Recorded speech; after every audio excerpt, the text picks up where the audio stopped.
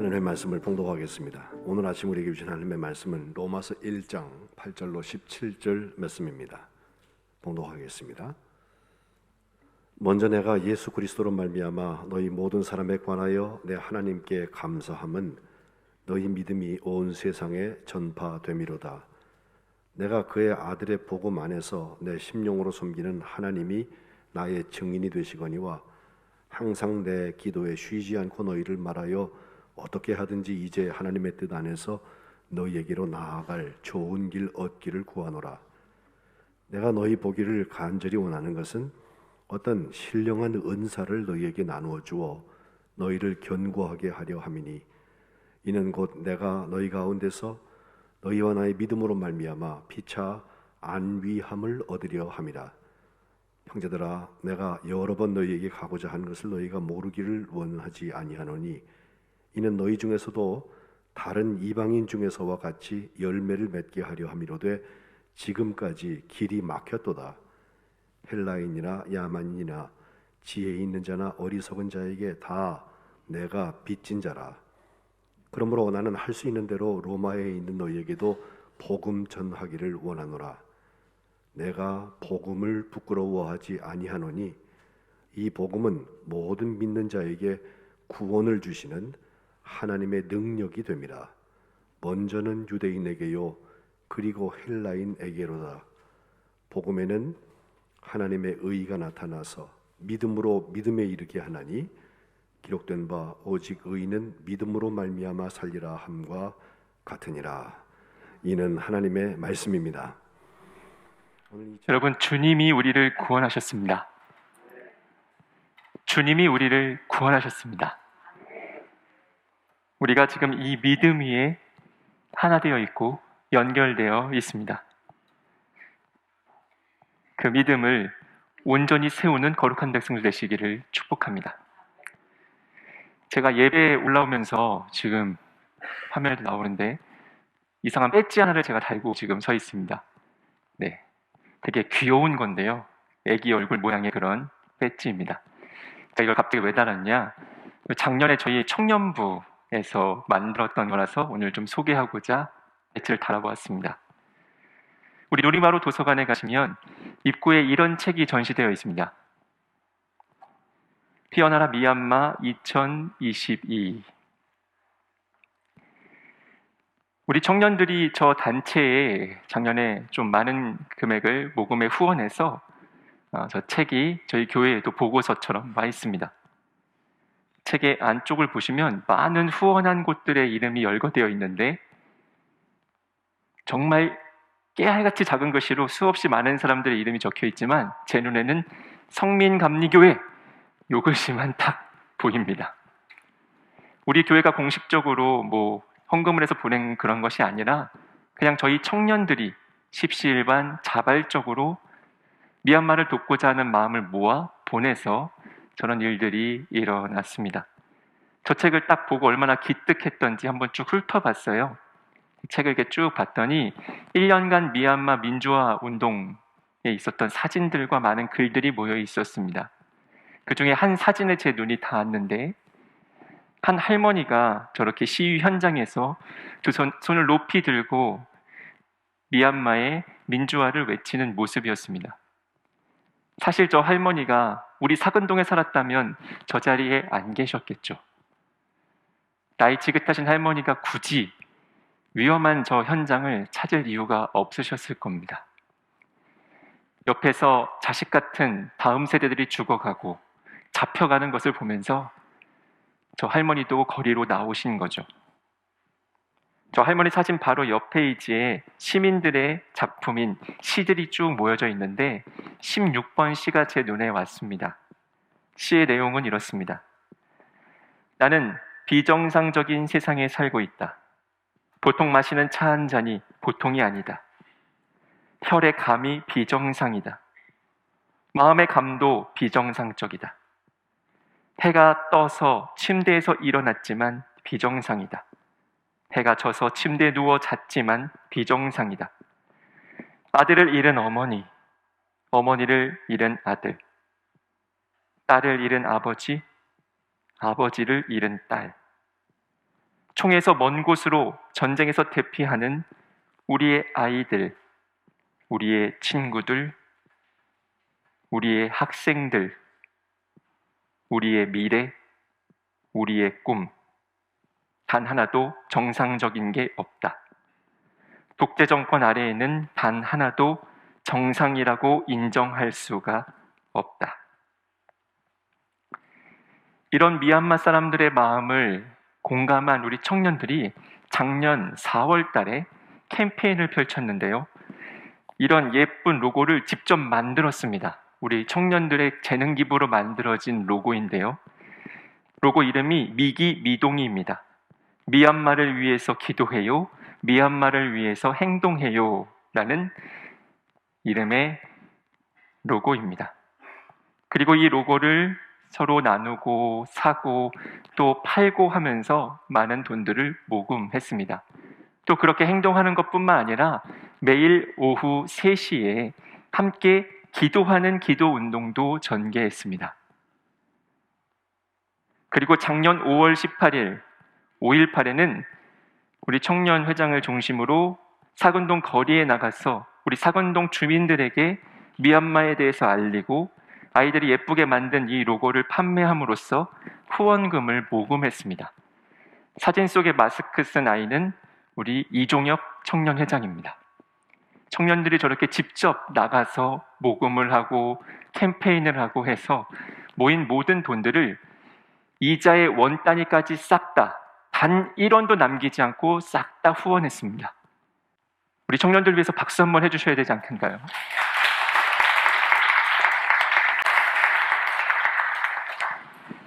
작년 5월 18일에 저런 일이 우리 교회에 있었는데 올해 5월 18일 우리는 역사적인 날을 또 맞이했습니다.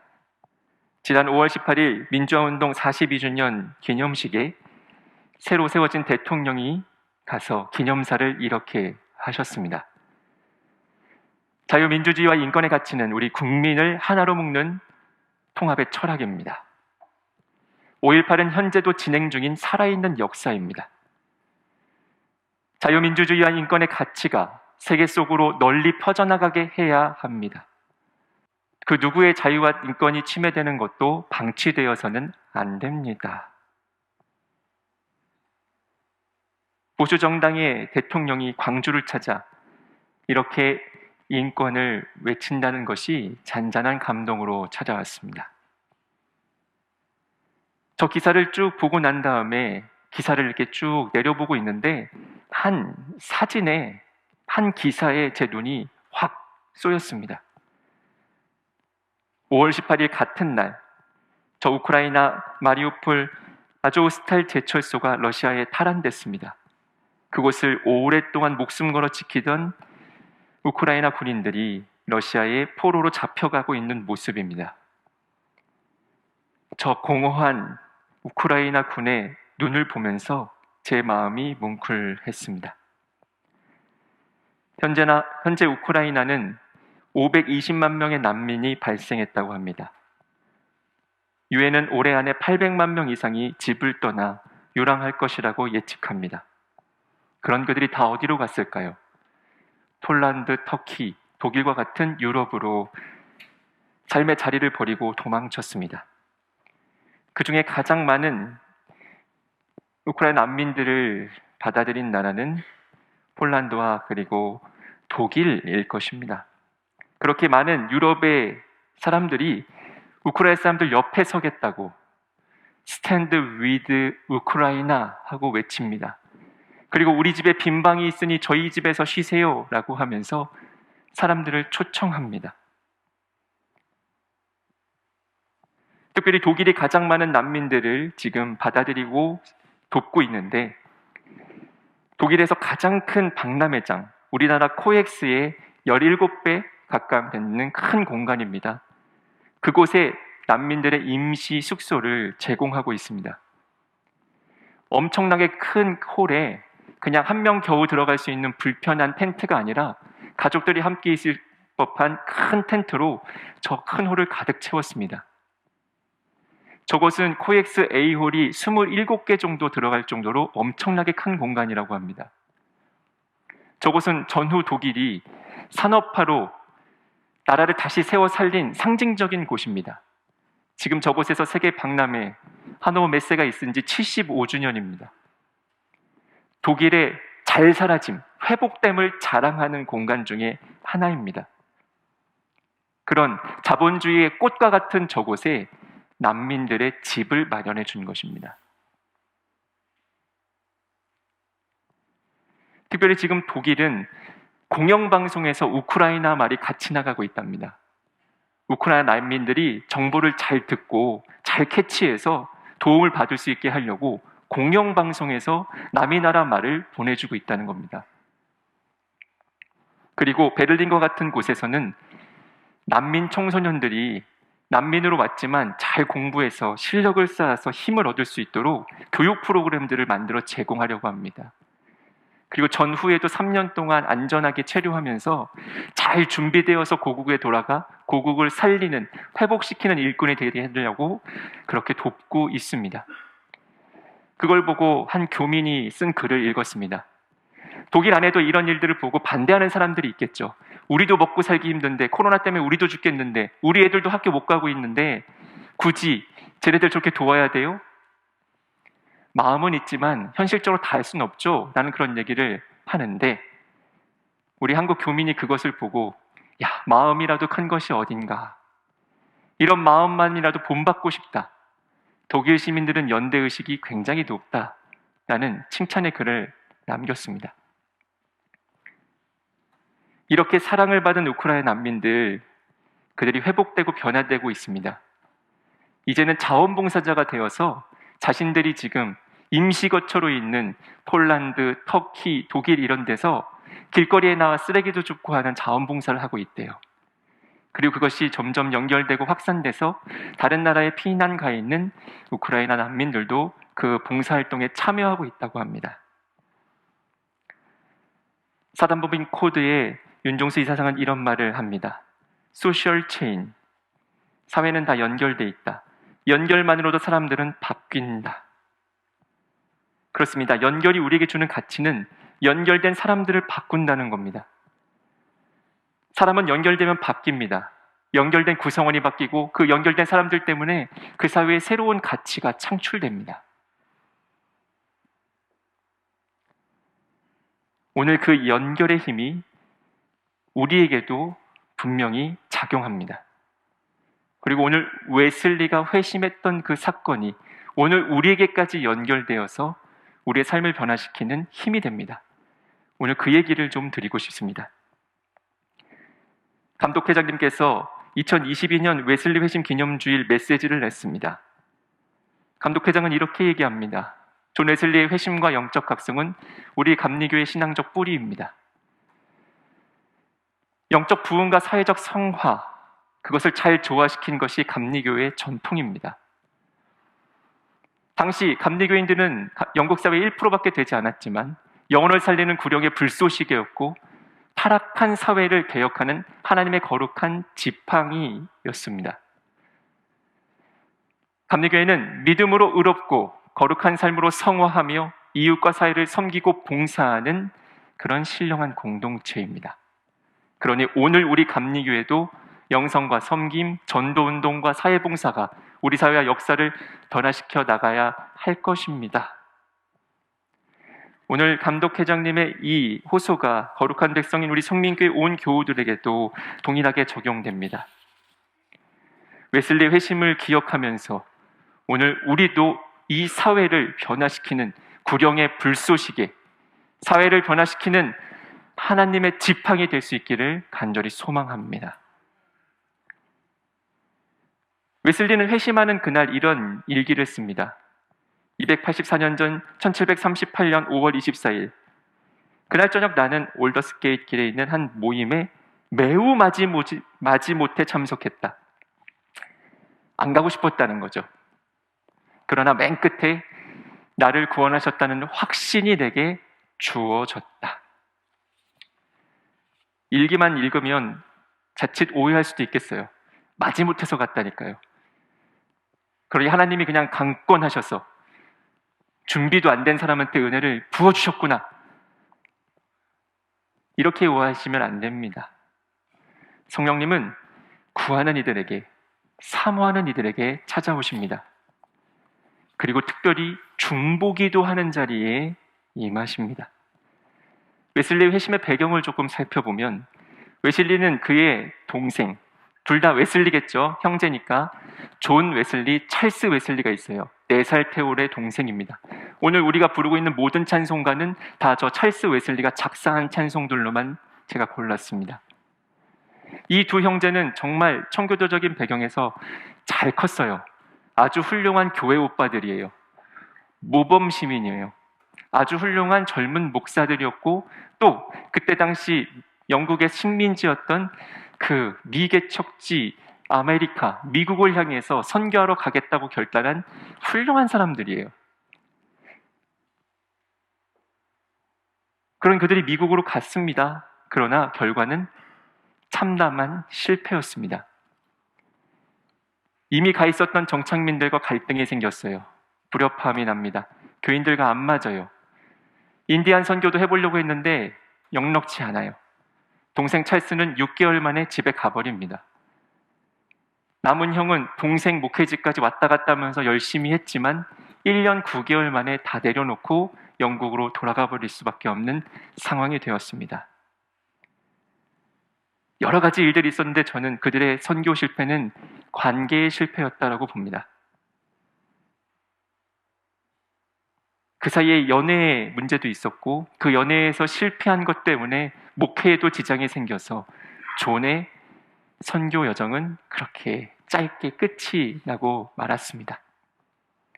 허나 그들에게 이 선교 사역이 도움이 됐던 것은 오고 가는 길에 한 신앙인들을 만나서 영적 교제를 하기 시작했다는 겁니다.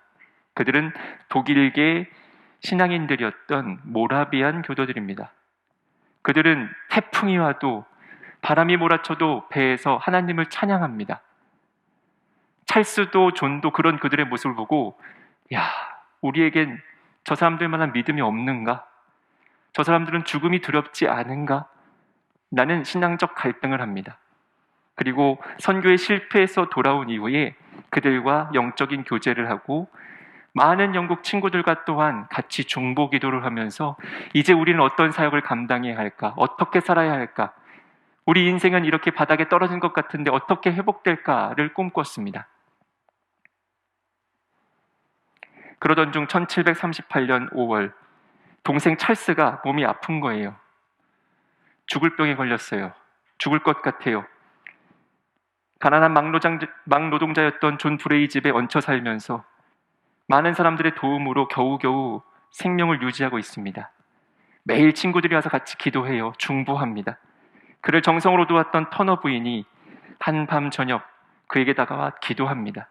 그 순간 찰스는 마음이 뜨거워집니다. 그리고 내가 믿습니다. 내가 믿습니다. 라고 소리를 지르고 주님이 나를 구원하셨다는 확신을 회복합니다. 그게 5월 21일입니다. 그 다음 날 22일에 형이 찾아왔겠죠. 형이랑 대화합니다. 형, 밤에 이런 일이 있었어. 형도 이런 뜨거운 물 갖기를 원해. 하고 같이 기도합니다. 그리고 3일 뒤, 형 존도 똑같은 뜨거움을 경험한 것입니다. 동생과의 기도의 연결이 웨슬리의 회심을 낳았습니다. 또 미국에서 그렇게 실패하고 돌아온 존은 한 청년을 만나서 영적 교제를 하는데 그도 또한 독일 사람이에요. 피터 벨레라는 모라비안 선교사입니다. 존보다 9살이나 어려요. 동생 찰스는 4살 어리고 저 친구는 9살이나 어린데 그 어린 동생들하고 영적 교제를 하면서 야, 이분은 나의 영적 스승이다라고 후에 기록을 할 정도로 영적인 교제를 깊이 가지면서 말씀을 다시 묵상하고 같이 기도하고 중보하는 일들을 합니다.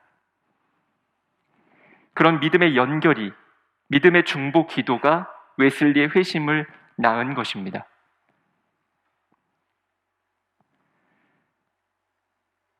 웨슬리의 회심을 이 연결이라는 키워드로 재해석해보고 싶습니다. 웨슬리는 미국에 선교하러 갔다가 다 실패하고는 영국에 돌아와서 낙심되었습니다. 낙심이라는 말, 사전에 있는 것처럼 마음이 뚝 하고 떨어진 상태입니다. 마음이 완전히 상해 있는 거예요. 특별히 선한 일 하려고 했잖아요. 복음 전하려고 했잖아요. 근데 낙심하게 된 웨슬리. 이미 바울도 그런 것을 예측했습니다. 갈라디아서 6장 9절에 이렇게 말합니다. 우리가 선을 행하되 낙심하지 말지니 포기하지 아니하면 때가 이름에 거두리라.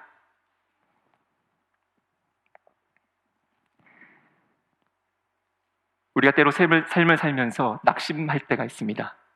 특별히 주의 일을 하다가 낙심될 때가 있습니다. 그럴 때 우리는 어떻게 회복돼야 하나?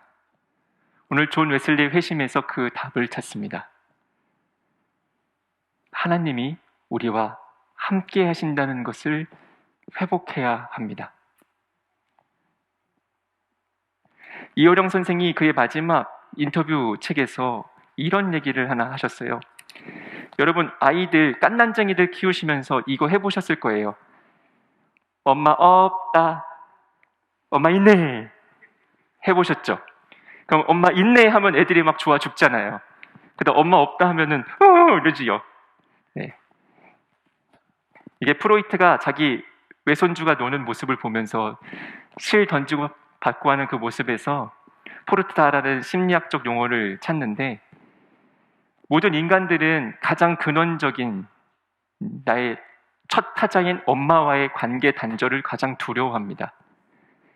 근데 그것을 스스로 극복해내고 하는 그런 일들을 해야 되는데, 그것을 보고 이제 엄마 있네, 엄마 없다, 이 깍꿍놀이를 통해서 가르치고 있다라는 얘기를 합니다. 그러면서 이어령은 이렇게 얘기하죠. 엄마 없다, 엄마 있네, 요게 어찌 보면 우리 인생 전부인 것 같아. 엄마가 없는 쪽에다 힘을 싣느냐, 있는 쪽에 힘을 싣느냐에 따라서 인생이 달라져. 있다 없다 깍꿍놀이가 결국 문학이고 종교야.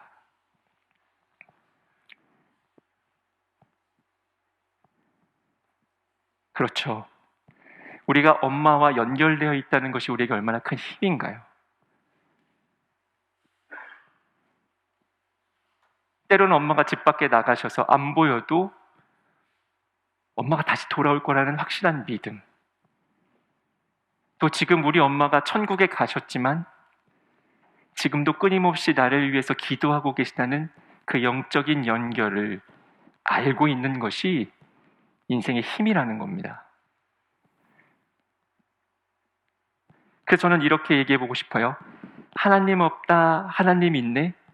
어찌 보면 참 유치해 보이는 우리의 낙심되고 회복되는 신앙생활이 우리 믿음의 핵심이라고요.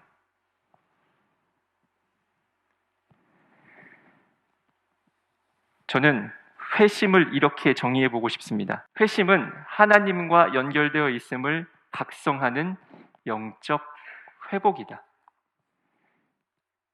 존 웨슬리의 회심을 기억하시면서 여러분들도 이 회심을 늘 상기하시기를 축복합니다. 하나님은 단 한 번도 우리를 버려주신 적이 없습니다. 우리 눈에 잠깐 안 보이는 것 같다고 하나님이 없는 게 아닙니다. 우리가 낙심되었다고 우리가 버림받은 것이 아닙니다. 우리가 때로 실패하였다고 우리가 죄인으로 전락해버린 것이 아닙니다. 하나님은 항상 우리 아버지시고 우리는 거룩한 백성입니다. 그것을 다시 깨닫고 회복하는 것이 회심입니다. 오늘도 낙심되는 상황이 있으시다면 회심하시기를 축복합니다. 이렇게 하나님과의 관계가 회복되는 회심을 하고 나면요, 이웃과의 관계도 회복이 됩니다. 저는 그것을 이렇게 정의해 봅니다. 회심은 하나님과의 연결 후에 이웃과의 연결이 회복되는 복음적 삶의 확장이 된다. 정말 하나님 만나면요, 거기서 멈추는 것이 아니라 삶이 지경이 확장됩니다. 관계가 계속 확장돼서 땅끝까지 이르게 되어 있어요. 웨슬리는 회심한 다음에 바로 그것을 증명한 사람입니다. 오늘 본문의 바울도 똑같은 얘기를 하고 있습니다. 바울은 로마 사람들을 만나본 적이 없어요. 그런데 끊임없이 얘기합니다. 나는 너희들을 위해서 항상 기도해. 중보기도죠. 기도하는 데 능력이 있습니다. 10절에 너희에게로 나아갈 좋을 길을 얻기를 구한다. 11절 신령한 은사를 너희에게 나누어 주어서 너희를 견고하게 하고 싶다. 12절 믿음으로 말미암아 피치 아니함을 얻으려 한다. 13절 내가 너희에게 여러 번 가고자 한 것은 너희가 모르지 원치 않는다. 다른 이방인 중에서와 같이 열매를 맺게 하고 싶다. 15절 로마에 있는 너희에게도 복음 전하기를 원한다. 바울의 소망은 한결같습니다. 로마 사람들 괜히 만나고 싶은 게 아니에요. 복음 전하고 싶은 겁니다. 왜요? 16절 17절 복음은 모든 믿는 자에게 구원을 주시는 하나님의 능력이다. 복음에는 하나님의 의가 나타나서 믿음으로 믿음에 이르게 한다. 이 진리를 전하고 싶은 겁니다. 단 한 번도 만난 적 없는 피 한 방울 섞이지 않은 이방인인 로마 사람들에게 복음 전하고 싶은 겁니다. 웨슬리는 회심 후에 무려 50년 동안 37만 킬로나 여행을 했다고 합니다. 자동차도 사서 37만 킬로 타면 버려야 되잖아요. 50년 동안 4만 2천 번의 복음 선포를 합니다. 매일 새벽마다 일어나서 기도하고 출근길에 나가서 마치 요즘 선거 유세철에 선거운동 하듯이 지나가는 노동자들, 근로자들을 향해서 복음을 계속 선포했습니다. 그러기를 4만 2천 번. 그래서 그때의 사람들은 웨슬리와 감리교인들을 이렇게 불렀습니다. 가난하고 약한 자들을 돌보는 사람들, 감리교인들은 먹이면서 입히면서 치유하면서 교육하면서 설교했다. 웨슬리는 설교만 한 게 아니에요. 복음만 전한 게 아니에요. 18세기 영국 사회의 산업 격동기에 소외받고 있는, 차별받고 있는 노동자 계층들을 찾아가서 만났습니다. 그들을 도와요. 웨슬리와 감리교인들은 노동자들과 함께하면서 사회를 개혁했습니다. 영국 사회의 1%밖에 안 됐던 감리교인들이 영혼을 살리는 구형의 불쏘시개로 타락한 사회를 개혁하는 하나님의 거룩한 지팡이가 되었던 겁니다. 웨슬리는 본인도 이 사회운동을 위해서 자신의 전 재산을 기부하고 하늘에 갔습니다. 그러면서 얘기합니다. 이 땅에 돈을 모으지 말고 하나님 나라에 저금해라. 돈보다 하나님과 이웃을 더 사랑해라. 할 수 있는 대로 많이 나눠줘라. 그래서 그와 감리교인들은 가난한 이들을 위한 구제기금, 구제사역, 고아사역, 그룹홈 사역, 과부와 노인 사역, 집 없는 사람들을 위한 집을 나눠주는 사역, 가난한 유학생들을 위한 학사 사역, 죄수들을 위한 사역, 의료봉사 사역, 노예 해방운동, 가난한 어린이들을 위한 학교 사역, 야학과 같은 성인교육 사역, 노동조합을 돕는 사역, 수없이 많은 사회활동을 했습니다. 하지만 웨슬리는 보수당을 지지하는 정치 성향을 가진 사람이에요. 진보당 출신이라서 그런 게 아닙니다. 이웃과 잘 복음으로 연결될 때 영적으로 부흥이 일어나고 사회를 바꾸는 감리교회가 시작된 것입니다. 오늘 함께 교독한 요한일서 4장은 우리에게 분명히 얘기합니다. 사랑하는 자들아, 하나님이 이같이 우리를 사랑하셨은즉 우리도 서로 사랑하는 것이 마땅하도다. 어느 때나 하나님을 본 사람이 없으되 만일 우리가 서로 사랑하면 하나님이 우리 안에 거하시고 그의 사랑이 우리 안에 온전히 이루어지느니라. 우리 성민교회 안에 하나님의 사랑이 온전히 이루어지시기를 축복합니다. 여러분의 가정마다 하나님의 사랑이 온전히 이루어지시기를 축복합니다. 여러분의 일터에 하나님의 사랑이 온전히 이루어지시기를 축복합니다. 그러려면 사랑해야 합니다. 웨슬리처럼 다 나누는 사랑을 해야 합니다. 그런 웨슬리부터 시작된 기독교 대학 감리회는 사회신경을 가지고 있습니다. 우리 이웃들을 이렇게 섬기겠습니다. 거기에 맨 끝에 있는 11번이 전쟁 억제와 세계 평화를 위해서 애쓰는 감리교회입니다. 우리 감리교회는 태생적으로 이것 위에 생긴 교회입니다. 그러니 미얀마, 우크라이나와 같이 힘들어하고 있는 이들을 돕는 것이 우리 감리교인의 DNA입니다. 남의 일이 아닙니다. 그들의 전쟁이 결국 우리 일입니다. 여러분 요즘 자동차에 기름 넣기 무서우시죠? 디젤 값이 휘발유 값보다 비싸잖아요. 시장 가서 뭐 사는 거 무서우시죠?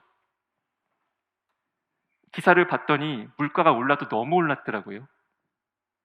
밀가루는 작년보다 30% 이상 올랐다라고 합니다. 저 화면에 있는 왼쪽에 무슨 밥그릇 하나 있죠?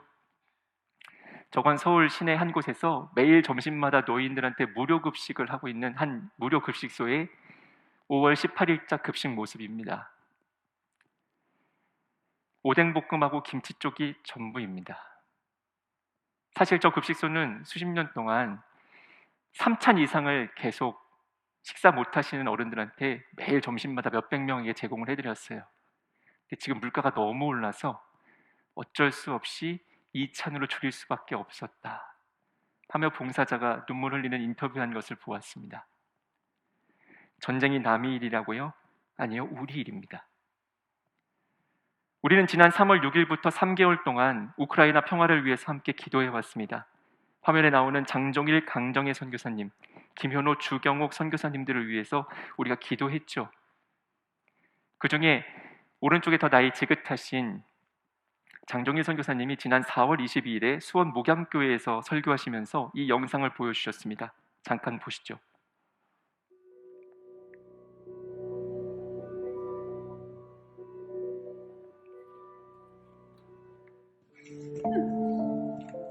Добрий вечір, ми з України. Ми з України. Бабулечка, це вам дякую. Вибачте, що запустили всі.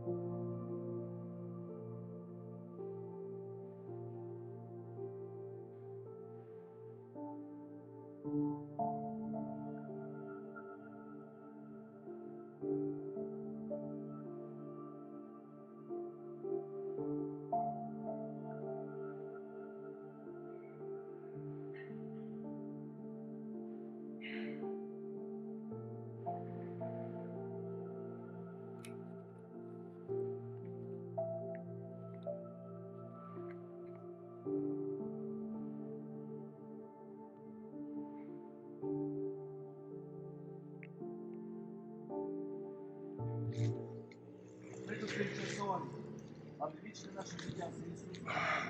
Нехай ця віра буде в наших серцях і любов до Господа.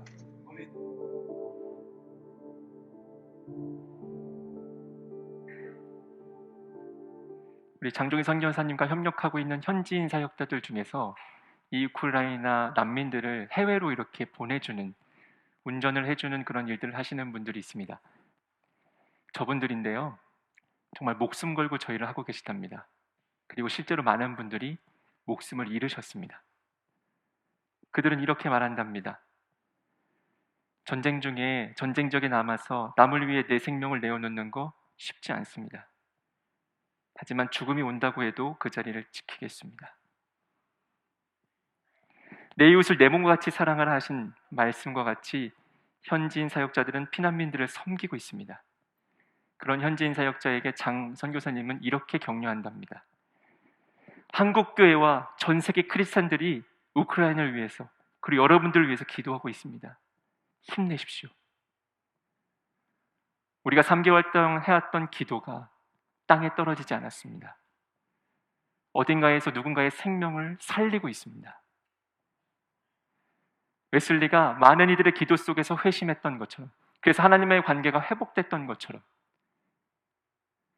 우리가 복음으로 우리 이웃들과 연결될 때, 우리의 생명을 다하는 사랑으로 그들을 섬길 때 하나님의 사랑이 우리 가운데 온전히 이루어질 것입니다. 회심은 하나님과 연결되어 있음을 각성하고 회복하는 겁니다. 또한 회심은 하나님과 연결된 우리가 이웃들과 연결되는 복음적인 삶을 확장해 나가는 것입니다. 땅끝까지 이르러 내 증인이 되라. 영혼을 살리는 구령의 불쏘시개가 되고 타락한 사회를 개혁하는 하나님의 거룩한 지팡이가 되라. 오늘 우리를 구원하신 하나님 아버지께서 우리에게 하시는 말씀입니다. 거룩한 백성 한 분 한 분이 이 사랑의 주인공들 다 되시기를 축복합니다. 기도하겠습니다. 하나님 아버지, 우리를 구원해 주셔서 감사합니다. 하나님의 은혜가 아니었으면 오늘 우리가 여기 없습니다. 그러나 하나님이 우리와 함께 하시고 우리와 영적으로 연결되어 계시기에 우리가 여기 있습니다. 이 놀라운 사랑에 감사하며 오늘 우리도 우리 옆에 있는 사람들과 우리의 이웃들과 그리고 땅끝과 연결되게 하옵소서. 특별히 고난받고 있는 우리의 이웃들, 전쟁 가운데 슬퍼하고 있는 우리의 형제 자매들을 위해서 기도하고 힘을 다해 나눌 때 이 땅 가운데 하나님의 나라가 이루어지게 하옵소서. 우리 거룩한 백성 공동체 성민교회가 하나님의 사랑을 온전히 이루어내는 주의 교회 되게 하옵소서. 예수님의 이름으로 기도합니다.